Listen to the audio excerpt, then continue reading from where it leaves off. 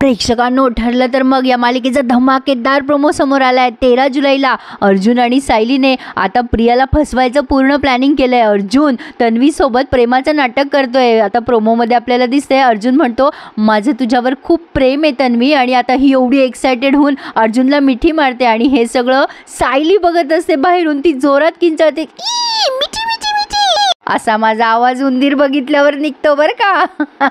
तर आता अर्जुन तिला असा डोळा मारतोय. पण आता सायली विचार करते, बापरे, मधुभाऊंना सोडवण्यासाठी हे नाटक तुला महागात पडणार आहे सायली. आणि सायली चोरून चोरून या दोघांना असं बघते.